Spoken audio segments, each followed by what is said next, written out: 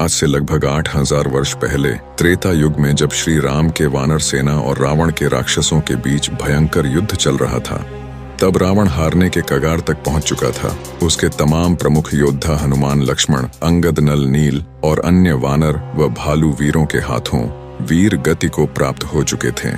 तब रावण समझ चुका था कि वानर सेना को हल्के में लेना उसकी सबसे बड़ी भूल थी। फिर तमाम वीर योद्धाओं को खोने के बाद उसने अपने छोटे भाई कुंभकर्ण को याद किया। पर उस समय कुंभकर्ण अपने गहरे निद्रा में डूबा हुआ था, क्योंकि जिस समय वह ब्रह्मा जी की तपस्या कर रहा था, तब तपस्या पूर्ण होने पर वह ब्रह्मा जी से इंद्रासन मांगने की जगह गलती से निंद्रासन मांग बैठा, जिसके बाद ब्रह्मा जी ने उसे खुशी खुशी वर्ष में 6 महीने सोने का वरदान दे दिया।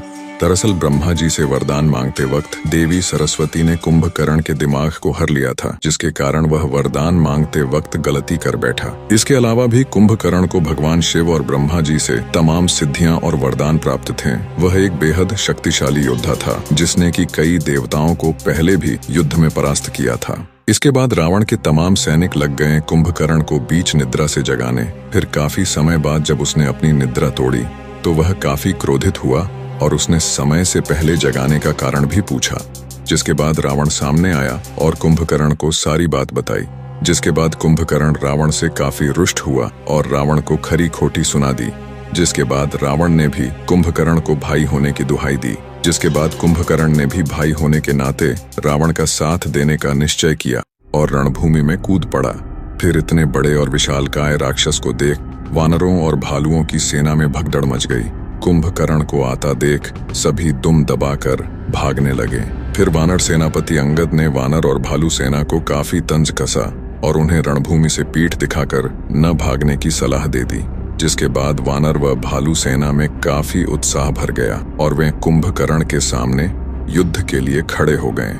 फिर कुंभकर्ण रणभूमि में आते आते ही वानरों और भालुओं को अपने पैरों तले रौंदना शुरू कर दिया। उन्हें बुरी तरह से मारने लगा। कितनों को उसने अपने हाथों से मसल कर रख दिया और कितनों को तो उसने अपने दांतों तले चबा लिया।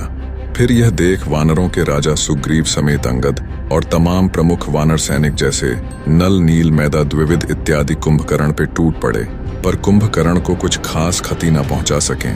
कुंभकर्ण ने उन्हें एक ही झटके में काफी दूर फेंक दिया।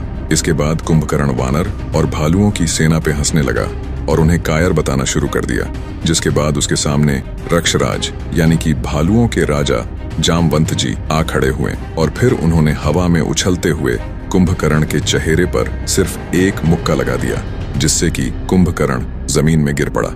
पर कुछ समय बाद कुंभकर्ण वापस से खड़ा हो गया और उसने वानर और रक्ष सेना पे दोबारा से हमला करना शुरू कर दिया। जिसके बाद जामवंत जी ने हनुमान जी को याद किया। इसके बाद फिर हनुमान जी कुंभकर्ण के सामने आ खड़े हुए और उन्होंने भी अपना आकार कुंभकर्ण के इतना ही विशालकाय बना लिया और फिर कुंभकर्ण के ऊपर टूट पड़े। हनुमान जी ने कुंभकर्ण के ऊपर मुक्कों की बरसात करनी शुरू कर दी, जिससे कि कुंभकर्ण जमीन में गिर पड़ा और बुरी तरह से घायल हो गया। फिर कुछ देर बाद कुंभकर्ण वापस से खड़ा हो उठा और उसने अपनी पूरी ताकत लगाकर भगवान शिव से प्राप्त अपने प्रमुख हथियार शूल से हनुमान जी पे वार कर दिया। उसने शूल को सीधा हनुमान जी के सीने में ही ढसा दिया, जिससे कि हनुमान जी पूरी तरह से घायल हो गए और जमीन में गिर पड़े। इसके बाद कुंभकर्ण जोर से ठहाके लगाने लगा।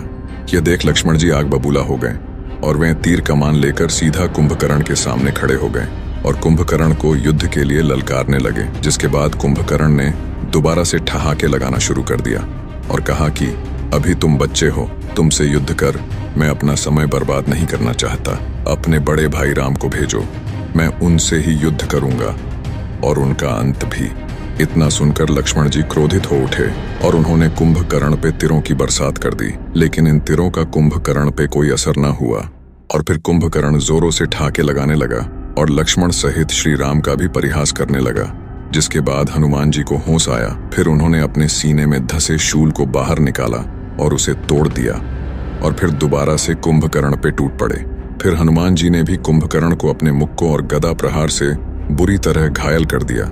जिसके बाद कुंभकर्ण वापस से जमीन में गिर पड़ा, लेकिन कुछ समय बाद वह वापस से खड़ा भी हो उठा। यह देख हनुमान जी फिर से कुंभकर्ण पे आक्रमण करने ही जा रहे थे कि उन्हें श्री राम ने रोक लिया और हनुमान जी को आराम करने की आज्ञा दे दी। दरअसल हनुमान जी या किसी भी बड़े योद्धा के तमाम प्रहारों से कुंभकर्ण सिर्फ मूर्छित ही हो सकता था, लेकिन उसका वध नहीं, क्योंकि दरअसल कुंभकर्ण पिछले जन्म सतयुग काल में हिरण्याक्ष था, जिसका वध श्री विष्णु के तीसरे अवतार वराह अवतार ने किया था। और ठीक इसी प्रकार उसके दूसरे जन्म में भी उसका वध श्री विष्णु अवतार के हाथों ही होना निश्चित था, और यह बात श्री राम भली भांति जानते थे।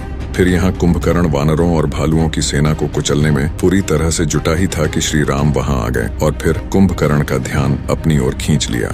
श्री राम को सामने देख कुंभकर्ण ने सोचा कि अब युद्ध को लंबा खींचना सही नहीं होगा, सीधे राम का अंत कर युद्ध को विराम दे दिया जाए।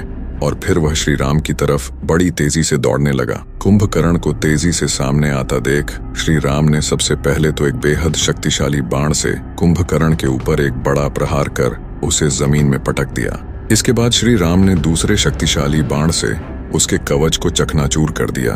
फिर तीसरे बाण से उसके एक भुजा को उसके शरीर से उखाड़ फेंका, जिसके बाद श्री राम ने अपने दो शक्तिशाली बाणों को एक साथ चलाकर कुंभकर्ण के दोनों पैरों को ही उखाड़ फेंका और अंत में कोदंड नामक बेहद शक्तिशाली बाण से श्री राम ने कुंभकर्ण का सिर धड़ से उखाड़ फेंका। और इस प्रकार से कुंभकर्ण का अंत हुआ और वह वीर गति को प्राप्त हुआ। इसके बाद पूरे वानर और भालुओं की सेना में खुशहाली दौड़ पड़ी, क्योंकि उन्होंने एक बहुत बड़ी जीत जो हासिल की थी। तो ये था हनुमान जी के साथ कुंभकर्ण के युद्ध का पूरा इतिहास। तो वीडियो अच्छी लगी हो तो एक लाइक जरूर करें और साथ ही चैनल को सब्सक्राइब भी। जय श्री राम, जय हनुमान।